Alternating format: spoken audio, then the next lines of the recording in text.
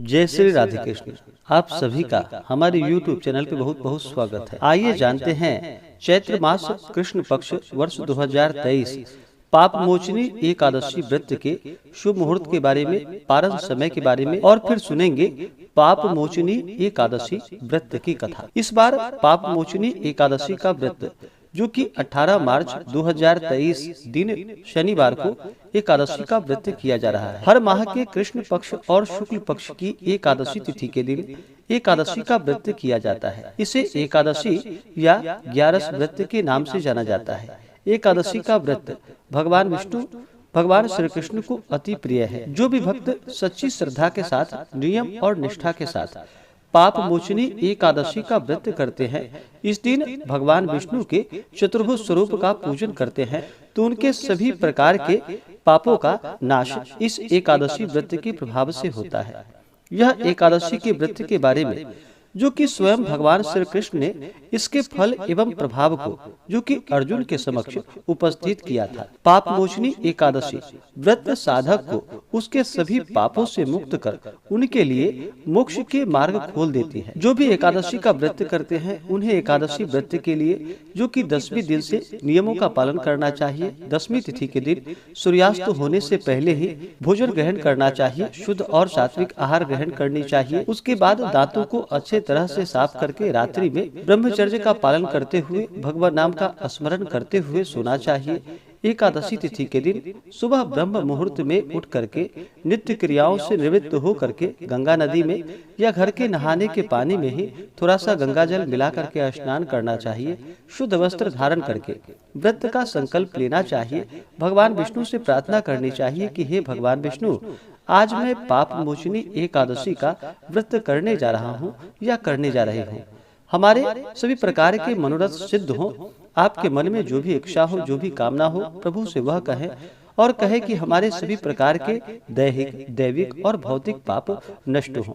इस प्रकार से भगवान से प्रार्थना करते हुए एकादशी के दिन जो कि दिन रात्रि उपवास रहते हुए भगवान का इस दिन सुबह और शाम के वक्त पूरे विधि विधान के साथ पूजन करना चाहिए। कथा श्रवण करनी चाहिए। भगवान की आरती करनी चाहिए। निराजन, पुष्पांजलि आदि करनी चाहिए। जो उपवास नहीं रह पाते हैं, जिनका स्वास्थ्य सही ना हो, वो एक समय फलाहार ग्रहण करे। इस प्रकार से व्रत को धारण करते हुए जहाँ तक हो सके रात्रि में एकादशी के दिन जागरण करते हुए समय को व्यतीत करना चाहिए। भगवान नाम का स्मरण, भजन, कीर्तन करते हुए समय को व्यतीत करना चाहिए। और द्वादशी तिथि के दिन अगले दिन जाकर के फिर सुबह उठ करके स्नान करके शुद्ध वस्त्र धारण करके भगवान का पूजन और आरती करनी चाहिए। उसके बाद ब्राह्मणों को भोजन करवा करके, ब्राह्मणों को दान और दक्षिणा दे करके व्रत का पारण समय के अनुसार करना चाहिए। इससे भगवान विष्णु अति प्रसन्न होते हैं और अपना कृपा प्रदान करते हैं। एकादशी तिथि प्रारंभ समय जो कि 17 मार्च 2023 दिन शुक्रवार दोपहर 2:08 और एकादशी तिथि की जो समाप्ति होगी वह 18 मार्च 2023 दिन शनिवार को सुबह 11:16 पे एकादशी तिथि की समाप्ति होगी। इस कारण से जो हमें शुद्ध रूप से एकादशी व्रत के लिए जो समय प्राप्त हो रहा है वह समय 18 मार्च 2023 दिन शनिवार को प्राप्त हो रहा है। तो इस दिन व्रत को किया जाएगा। अगले दिन इस व्रत का पारण जो कि 19 मार्च 2023 दिन रविवार को व्रत का पारण किया जाएगा। पारण का समय जो कि सुबह 6:27 से सुबह 8:07 तक व्रत का पारण किया जाएगा। एकादशी व्रत का पारण जो कि हरिवासर समाप्त होने के बाद करना चाहिए। हरिवासर का समय जो कि द्वादशी तिथि का पहला चौथाई हिस्सा वह हरिवासर का होता है। तो इस कारण से हरिवासर समाप्त होने के बाद ही व्रत का पारण करना चाहिए। पारण जो कि 19 मार्च को सुबह 6:27 से सुबह 8:07 तक व्रत का पारण कर लेना चाहिए। पाप मोचनी एकादशी व्रत का पारण इस बार जो कि गो घृतेन पारणम यानी कि गौ घृत से इस व्रत का पारण किया जाएगा। यह संभव ना हो पाए तो आप तुलसी दल, जल से या फल से व्रत का पारण करे।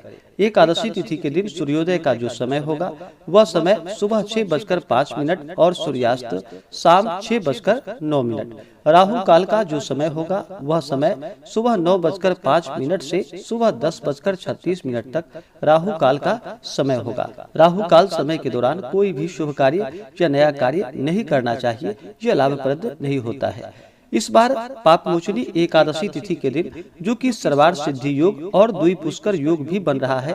सर्वार्थ सिद्धि योग जो कि सुबह 6:28 से रात्रि 12:29 तक और द्वि पुष्कर योग जो कि रात्रि 12:29 से अगले दिन सुबह 6:27 तक। तो आइए अब सुनते हैं पाप मोचनी एकादशी व्रत की कथा। अगर आप एकादशी व्रत के उपलक्ष्य में ब्राह्मण दक्षिणा, अन्नदान, वस्त्रदान आदि के लिए देना चाहते हो तो आप अपने श्रद्धा और सामर्थ्य के अनुसार हमें डिस्क्रिप्शन में जाकर के वहां से गूगल पे, फोन पे या अकाउंट नंबर के माध्यम से आप अपने श्रद्धा और सामर्थ्य के अनुसार हमें ब्राह्मण दक्षिणा प्रदान कर सकते हैं। तो आइए सुनते हैं पाप मोचनी एकादशी व्रत की कथा। तो बोलिए प्रेम से भगवान विष्णु की जय, माता लक्ष्मी की जय, एकादशी माता की जय, भगवान श्री कृष्ण की जय, सर्वदेवी देवता की जय। महाराज युधिष्ठिर ने भगवान श्री कृष्ण से कहा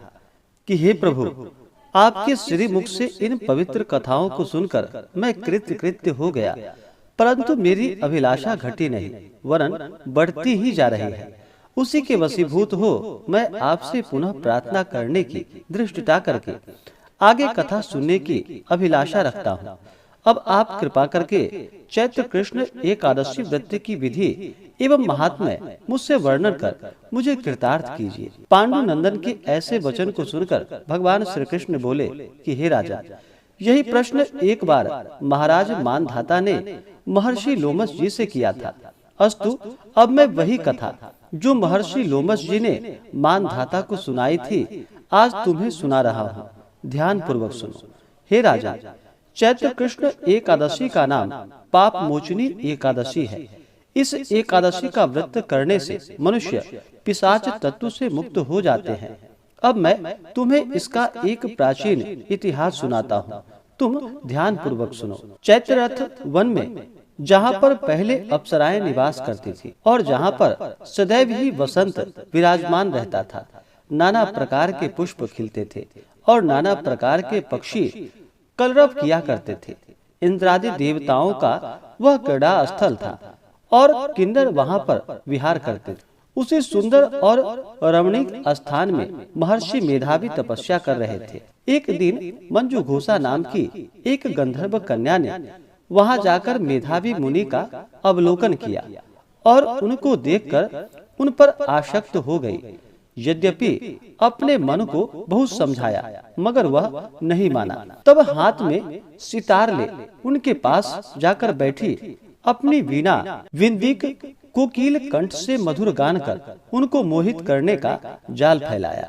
उसको वहां उपस्थित देखकर भगवान शंकर के प्राचीन शत्रु कामदेव शिव भक्त मेधावी मुनि को पराजित करने में तुल गया। अप्सरा की भौहें को कमान, कटाक्ष को प्रत्यंचा, नेत्रों को बाण बनाकर मंजू घोषा को उनका सेनापति बना दिया और आन बान और शान के साथ मुनि पर चढ़ाई कर दी। मेधावी ऋषि युवा, स्वरूपवान और तेजवान व्यक्ति थे। उनको देखकर स्त्रियां अनायास ही उनकी ओर आकर्षित हो जाती थी। कामदेव की सेनापति मंजू घोषा ने मुनि के सम्मुख समीप ही बैठ मधुर गान आरंभ कर दिया। स्वर लहरी की सुरीली तान से ऋषि का ध्यान भंग हो गया और मंजू घोषा पर दृष्टि पड़ते ही उस पर मोहित हो गए। मुनि को अपनी ओर आकर्षित देख मंजू घोषा अपनी समस्त क्रीड़ाएं एकत्रित कर उनके पास गई। महामुनि उसके रूप पर ऐसे मोहे कि समस्त शिव चरित्र क्षण मात्र में ही भूल गए और मंजू घोषा के साथ रहकर काम क्रीड़ा करने लगे। भोग विलास करते करते जब बहुत दिन हो गए तब मंजू घोषा ने मुनि से जाने की आज्ञा मांगी। कामाशक्त मुनि ने कहा, अभी ठहरो, आज ही तो आई हो। मंजू घोषा मुनि के वचन को सुनकर यद्यपि भयभीत हुई, तथापि कामवश फिर रुक गई। मगर अब उसका चित्त भावी अनिष्ट की आशंका से चंचल रहने लगा। मंजू घोषा मुनि के पास 57 वर्ष 9 मास 13 दिन तक काम क्रीड़ा करती रही, मगर मुनि के लिए अभी वह पहले ही रात थी। एक दिन मंजू घोषा के आज्ञा मांगने पर मुनि ने वही प्राचीन पाठ दोहराया। तब उसने भयभीत हुए किंचित मुस्कुराकर कहा कि प्रभु, कितनी संध्याएं आई और चली गई, मगर आपको अभी एक ही रात हुई है। मंजू घोषा के ऐसे वचन को सुनकर मुनि की मोह निद्रा भंग हुई और उन्होंने ध्यान करके अपने चरित्र को देखा। रहस्य जानकर मुनि अत्यंत क्रोधित हुए और कहने लगे कि हे दुष्टे, तुम्हें बार बार धिक्कार है। तूने मेरी अब तक की सारी आराधना नष्ट कर दी, अतः तुम पिशाचिनी हो जाओ।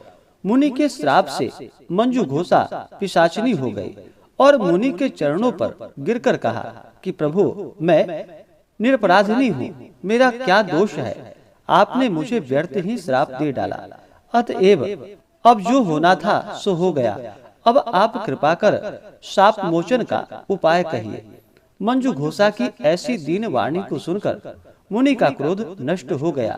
तब उन्होंने कहा कि जाओ, चैत्र कृष्ण एकादशी का व्रत करो, तुम्हारा पाप नष्ट हो जाएगा। ऐसा कहकर वह अपने पिता चैवन ऋषि के पास चले गए। चैवन ऋषि ने इन्हें देख आश्चर्य करते हुए पूछा कि तुमने कौन सा असत कार्य किया है जिससे तुम्हारा तेज और पुण्य नष्ट हो गया है। मेधावी ऋषि ने पिता को सारा हाल बतलाकर पाप से मुक्त होने का उपाय पूछा। पुत्र के ऐसे पूछने पर चैवन ने भी पुत्र को वही सलाह दी जो उन्होंने मंजू घोषा को दी थी। अस्तु, मेधावी ऋषि और मंजू घोषा दोनों ने पाप मोचनी एकादशी का व्रत कर अपने अपने पापों को नष्ट किया। पाप मोचनी एकादशी का यह प्रभाव है कि व्रत करने वाले के पाप नष्ट हो जाए। इस कथा के कहने एवं सुनने से हजारों गोदान का फल प्राप्त होता है। ब्रह्म हत्या, स्वर्ण चुराने का पाप, शराब पीने का पाप, गुरु पत्नी गमन का पाप एवं संसार के समस्त पापों को यह पाप मोचनी एकादशी नष्ट कर देती है। तो बोलिए प्रेम से भगवान विष्णु की जय, माता लक्ष्मी की जय, एकादशी माता की जय, भगवान श्री कृष्ण की जय, सर्वदेवी देवता की जय। इसी प्रकार से जो भी भक्त सच्ची श्रद्धा के साथ, नियम और निष्ठा के साथ एकादशी का व्रत करते हैं, इस दिन भगवान विष्णु, माता लक्ष्मी, भगवान श्री कृष्ण का पूजन करते हैं, उनके सभी प्रकार के पाप और ताप नष्ट हो जाते हैं तथा अंत समय में मोक्ष की प्राप्ति होती है। जो भी एकादशी का व्रत करते हैं, उन्हें एकादशी व्रत के दौरान जो कि कुछ बातों का ध्यान रखना चाहिए। व्रत धारक को किसी के ऊपर व्रत के दौरान क्रोध नहीं करनी चाहिए। अपने मन में किसी के प्रति ईर्ष्या या द्वेष का भाव नहीं लाना चाहिए। ब्रह्मचर्य का पालन करना चाहिए। शुद्ध और सात्विकता का पालन करना चाहिए। महिलाओं का सदा ही सम्मान करना चाहिए। अपने से बड़ों का सदा ही आदर और सम्मान करना चाहिए। जहाँ तक हो सके धर्म का कार्य करते हुए दान पुण्यों का कार्य करना चाहिए। इससे भगवान विष्णु अपने भक्तों पर अति प्रसन्न होते हैं। जब भी आप व्रत को धारण करते हैं तो व्रत के लिए मन में संशय नहीं होनी चाहिए। श्रद्धा, भक्ति भाव और विश्वास के साथ ही व्रत को धारण करना चाहिए। व्रत के प्रति मन में अगर अश्रद्धा हो, अविश्वास हो तो वह व्रत निष्फल ही माना जाता है। तो पूर्ण श्रद्धा, भक्ति भाव के साथ ही व्रत को धारण कर व्रत को करना चाहिए। इससे व्यक्ति के पुण्य जागृत होते हैं और उनके सभी प्रकार के पाप और ताप नष्ट होते हैं। और जब व्यक्ति के पुण्य जागृत होते हैं तभी उन्हें उस पुण्य के प्रभाव से सभी प्रकार के सांसारिक सुखों की प्राप्ति हो पाती है। तो आशा करता हूँ यह जानकारी आपको अच्छा लगा हो। ऐसे ही ज्ञानवर्धक जानकारियाँ प्राप्त करने के लिए हमारे इस चैनल पे अगर आप नए हैं तो चैनल को लाल बटन दबा करके सब्सक्राइब करें, साथ में बेल आइकन घंटी को दबाएं ताकि मेरे वीडियो का नोटिफिकेशन आपको समय से मिलता रहे। वीडियो को लाइक करें, शेयर करें। सुखी रहें और स्वस्थ रहें। जय श्री राधे कृष्ण। धन्यवाद।